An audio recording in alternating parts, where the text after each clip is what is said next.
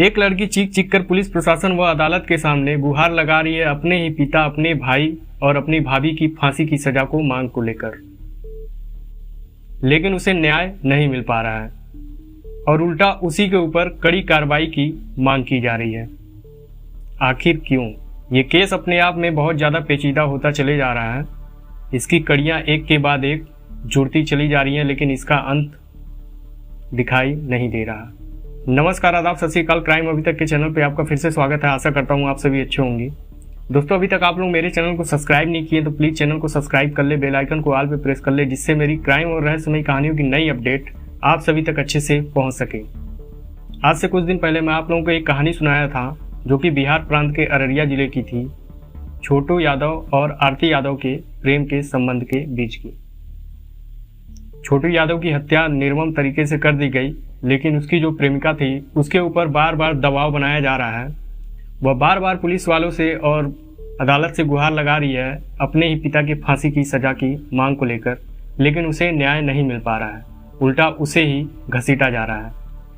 देखा जाता है कि आरती की जो दादी है उनका बयान ये है कि आरती छोटू को स्वयं अपने घर बुलाई थी बढ़वा, और उन दोनों के बीच में शारीरिक संबंध चल रहे थे। इसी दौरान उसका जो भाई रहता है, जिसका नाम रविकांत रहता है, वो उसे जब देखता है तो वो अपना आपा खो देता है और उसे यूं ही पकड़कर मारने लगता है और उसको एक रूम में ले जाकर बंद कर देते हैं। उसकी दादी का कहना ये रहता है कि जब छोटू आता है घर पे और जब रविकांत यादव उसे जब पकड़ता है तो वो एक पिस्टल रखे रहता है और कहता है कि मैं मार दूंगा तुझे। इसको देखकर रविकांत यादव छोटू की पिटाई करने लगता है और अपने पिता को बुलाता है। दोनों बाप बेटा मिलकर उसे मारते हैं और एक रूम में बंद कर देते हैं। लेकिन कहीं ना कहीं देखा जाए तो दादी का जो बयान रहता है ये गलत भी माना जा रहा है। अगर वो पिस्टल लेके आता तो मौके वारदात पे वो चला भी सकता था अपने बचाव के लिए, लेकिन ऐसा उसने नहीं किया।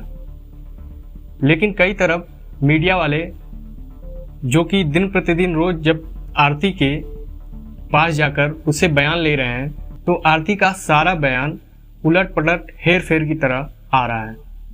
उसका हर बयान अलग अलग तरीके से चलता हुआ दिखाई दे रहा है, जिससे वह खुद शक के दायरे में फंसती चली जा रही है।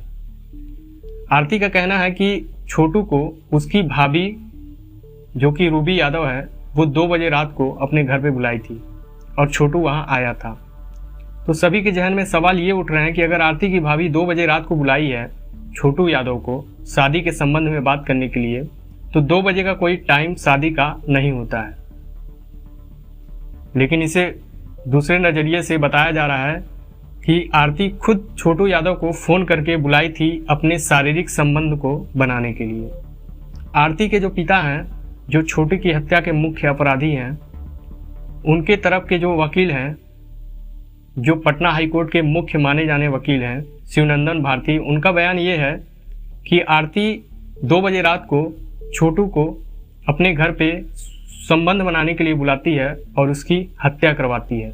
उनके नज़र में आरती छोटू हत्याकांड की सबसे बड़ी गुनहगार है। वो निरंतर प्रयास कर रहे हैं आरती को जेल की सलाखों में डालने के लिए।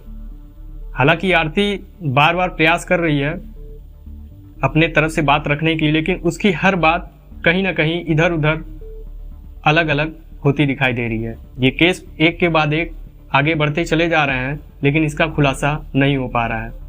वैसे आरती के पिता, आरती के भाई, ये दोनों गिरफ्तार हो चुके थे और आरती का जो जीजा था जिसका नाम पवन यादव था वो अपने आप को स्वयं सरेंडर किया। लेकिन आरती की भाभी रूबी यादव और अन्य कई रिश्तेदार, करीबी रिश्तेदार थे जो अभी भी फरार चल रहे हैं, उसको पुलिस अभी तक गिरफ्तार नहीं की है। और जब तक ये आरोपी गिरफ्तार नहीं हो जाते तब तक कोई पुख्ता सबूत हासिल नहीं हो पाएगा। इस कहानी में इतना ही। अब इसके आगे की जो भी अपडेट रहेगी मैं आप लोगों के सामने जरूर रखूंगा। दोस्तों, इस सच्ची घटना, इस कहानी को सुनाने का उद्देश्य किसी को परेशान करने का नहीं है। आप जहां रहें सतर्क रहें, सुरक्षित रहें। अब आपसे मैं विदा लेता हूं। मिलते हैं क्राइम अभी तक के अगले नए एपिसोड में। तब तक के लिए जय हिंद।